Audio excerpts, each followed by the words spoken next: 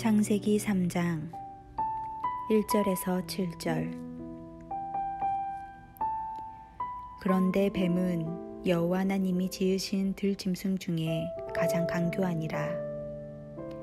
뱀이 여자에게 물어 이르되 하나님이 참으로 너희에게 동산 모든 나무의 열매를 먹지 말라 하시더냐. 여자가 뱀에게 말하되 동산 나무의 열매를 우리가 먹을 수 있으나 동산 중앙에 있는 나무의 열매는 하나님의 말씀에 너희는 먹지도 말고 만지지도 말라 너희가 죽을까 하노라 하셨느니라. 뱀이 여자에게 이르되 너희가 결코 죽지 아니하리라. 너희가 그것을 먹는 날에는 너희 눈이 밝아져 하나님과 같이 되어 선악을 알 줄 하나님이 아심이니라. 여자가 그 나무를 본즉 먹음직도 하고 보암직도 하고 지혜롭게 할 만큼 탐스럽기도 한 나무인지라. 여자가 그 열매를 따먹고 자기와 함께 있는 남편에게도 주매 그도 먹은지라. 이에 그들의 눈이 밝아져 자기들이 벗은 줄을 알고 무화과 나무 잎을 엮어 치마로 삼았더라.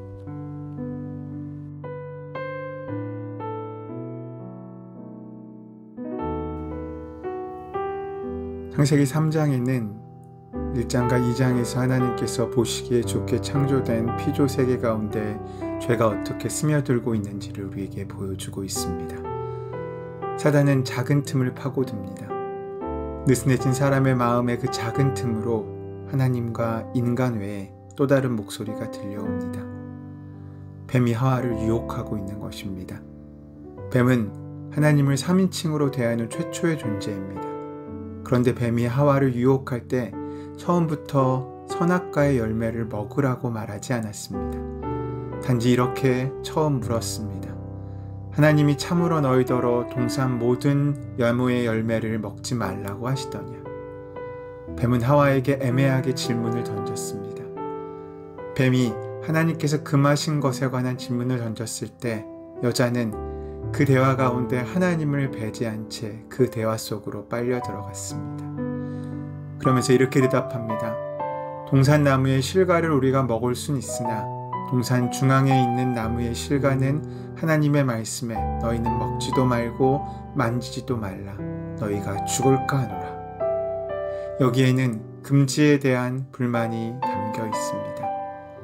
직접 하나님께 그 말씀을 들었던 하나님의 의도를 알고 있던 아담은 그 현장에 있었지만 무책임하게 침묵으로 일관했습니다. 또 뱀은 하와에게 정령 죽으리라고 말씀하신 하나님의 말씀의 어조를 약간 비틀어 놓습니다. 하나님의 말씀에 대한 의심이 그 안에 들어오기 시작한 것입니다. 틈이 보이기 시작한 것입니다. 불만과 의심으로 그 틈이 벌어지고 있는 것입니다. 하나님께서 주신 제안은 소명과 축복 그리고 순종이라는 맥락에서 주어진 것인데 뱀과 사람과의 대화 가운데는 하지 못하는 그 제안 자체에만 이야기가 집중되고 있습니다. 뱀은 그 작은 틈을 놓치지 않고 비집고 들어와 재빠르게 한 걸음을 더 나아갑니다. 4절 말씀과 5절 말씀입니다. 뱀이 여자에게 이르되 너희가 결코 죽지 아니하리라. 너희가 그것을 먹는 날에는 너희 눈이 밝아져 하나님과 같이 되어 선악을 알게 될 줄 하나님이 아심이니라. 하와가 죽을까 하노라 하며 흔들릴 때 뱀은 정령 죽으리라는 하나님 말씀을 결코 죽지 아니하리라 라는 말로 정반대로 바꾸어 버립니다. 기억하십시오. 이것이 사단의 전략과 특징 중에 하나라는 말입니다. 하나님의 말씀을 슬쩍 바꾸어 버리는 것입니다. 이제 뱀은 너희가 눈이 밝아져 하나님과 같이 되리라 라고 말해 하와를 적극적으로 유혹해 흔들어 버리고 있습니다. 스스로 약간 흔들리는 하와를 확실하게 뒤흔들어 넘어뜨리는 뱀의 수단에 주목하십시오. 처음부터 확실히 다른 컬러로 접근하진 않았습니다. 아마 그랬다면 하와가 유혹에 넘어가지 않았을 수도 있습니다. 그러나 뱀은 자신의 말을 하나님의 말씀인 것처럼 바꾸어 살아계신 하나님의 말씀을 잘못 이해하게 만듭니다. 6절 말씀을 보시면 여자가 그 나무를 본즉 먹음직도 하고 보암직도 하고 지혜롭게 할 만큼 탐스럽게까지 한 나무인지라. 여자가 그 실과를 따먹고. 여기에서 하와가 유혹에 넘어가는 결정적인 이유들을 보십시오. 그것은 지혜롭게 할 만큼이라는 부분입니다. 지혜롭게 되는 것, 이것은 인간이 유혹에 넘어가는 가장 약한 부분인 것 같습니다. 이 자기 기만적 유혹에 하와는 안타깝게도 넘어간 것입니다. 결국 하와는 아담에 의한 하나님 소개보다는 뱀에 의한 하나님의 소개에 더 귀를 기울여 스스로를 넘겨주게 된 것입니다. 하나님의 지으신 만물의 소리와 그분의 말씀을 청종하기 위해 만들어진 귀를 엉뚱한 곳으로 잘못 기울이고 있는 것입니다. 사실 우리 사람들의 육신의 건강이 입으로 들어가는 음식에서 결정된다면 영적 건강은 귀로 들은 것에 의해 결정되는 것 아니겠습니까? 믿음은 들음에서 난다고 했는데 누구의 말씀을 듣느냐에 따라 마음속에 돋아난 믿음이 결정되는 것입니다.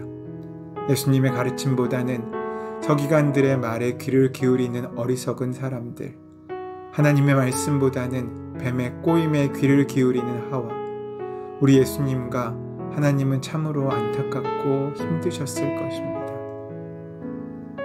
하나님께서 우리를 하나님의 형상으로 지으셨으니 우리가 하나님처럼 되는 것 자체는 하나님께서 금하시는 일이 아닙니다. 오히려 원하시는 일입니다. 문제는 그 내용일 것입니다. 타락 이후로 인간은 자꾸 하나님을 배제한 채 하나님처럼 되려고 합니다. 사실상 그 자리를 빼앗으려고 하는 것입니다. 피조물이 하나님을 닮는 길은 한 가지밖에 없습니다. 그분을 믿고 소망하며 사랑하며 그분의 뜻을 실천하는 삶을 통해서 말입니다. 인류 역사상 수많은 사람들이 신적인 명예와 권력을 추구했지만 그들 중에 하나님처럼 된 사람도, 아니 하나님을 닮아간 사람도 아무도 없습니다. 더 많은 힘과 욕망을 추구하고 과시할수록 우리는 하나님이 아닌 사단을 닮아갈 뿐입니다. 오히려 우리는 가장 겸손하신 분 예수 그리스도 안에서 완전한 하나님을 봅니다. 오늘 나와 우리 공동체는 어떤 길을 걷고 누구의 소리를 들으시겠습니까? 함께 기도하겠습니다. 거룩하신 하나님, 예수님께서 이끄신 길을 따라 하나님의 형상으로 살아가는 우리들 되기를 원합니다. 그리하여 주여, 주님께서 허락하신 귀로 주의 말씀을 듣고 그 말씀에 순종하는 복된 삶을 살 수 있도록 인도하시고 함께하여 주시옵소서. 우리 주 예수 그리스도의 이름으로 기도드립니다. 아멘. 이제 주신 말씀을 조용한 침묵 가운데 우리의 마음에 심고 삶 가운데 이루기 위하여 함께 기도하시면서 시작하는 하루 되시기를 소원하고 축원합니다.